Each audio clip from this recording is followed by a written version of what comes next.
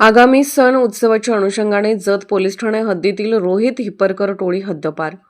Jat police Thane हद्दीतील गुन्हेगार रोहित विष्णू हिप्परकर टोळीस माननीय संदीप घुगे पोलीस अधीक्षक सांगली यांनी सांगली व सोलापूर या दोन जिल्ह्यातून 2 वर्ष कालावधीकरिता हद्दपार आदेश पारित केला आहे.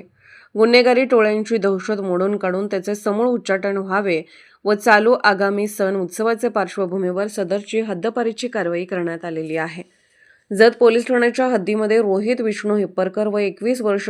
सार्थक तानाजी हिप्परकर वय 24 वर्ष, अक्षय उर्फ खंडू बाबासो हिप्परकर वय 22 वर्ष, मंगेश उर्फ मंगलदास ज्ञानोचा हिप्परकर वय 28 वर्ष, सर्व राहणार सिंगणहळ्ळी, तालुका जत, जिल्हा सांगली या टोळीविरुद्ध सन 2024 व 2025 मध्ये गुन्ह्याचा कट रचून अपहरण करून खंडणी मागणे, बेकायदेशीर जमाव जमवून घातक हत्याराने इच्छापूर्वक गंभीर दुखापत पोहोचून जीवे ठार मारण्याची धमकी देणे, मालमत्ता जबरीने घेण्याकरिता इच्छापूर्वक दुखापत पोहोचवणे, माननीय जिल्हाधिकारी यांचे बंदी आदेशाचे उल्लंघन करून बेकायदेशीररित्या घातक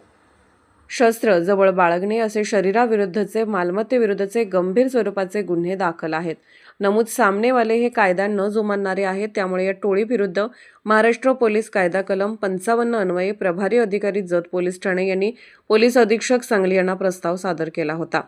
पोलीस अधीक्षक सांगली यांनी सदर प्रस्तावाचे अवलोकन करून चौकशी अधिकारी म्हणून सचिन थोरबोले, उपविभागीय अधिकारी जत, उपविभाग जत यांच्याकडे प्रस्ताव चौकशी कामे पाठवला. त्यांचा चौकशी अहवाल, टोळीविरुद्ध दाखल असलेल्या गुन्ह्यांचा सद्यस्थितीचा अहवाल, त्यांच्यावरील प्रतिबंधक कारवाई तसेच त्यांच्या हालचाली या सर्व बाबी विचारात घेऊन माननीय पोलीस अधीक्षक सांगली यांनी सलग सुनावणी घेऊन नैसर्गिक न्याय तथ्याचा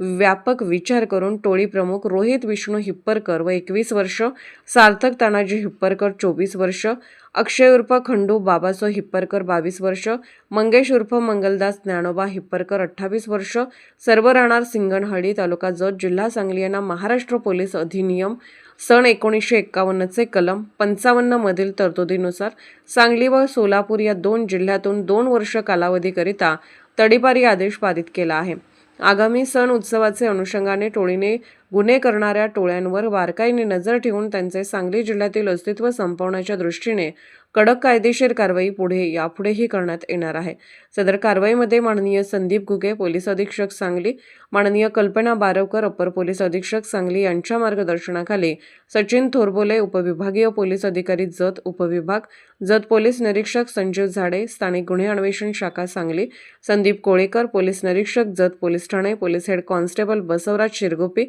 पोलीस कॉन्स्टेबल दीपक गुट्टे, स्थानिक गुन्हे अन्वेषण शाखा सांगली, तसेच police head constable Raj Sawant, police constable Sayyad Ali Mulla, Jath police ठाणे, Maharashtra police head constable Sunanda Mali, उपविभागीय पोलीस अधिकारी यांचे कार्यालय जत यांनी भाग घेतला.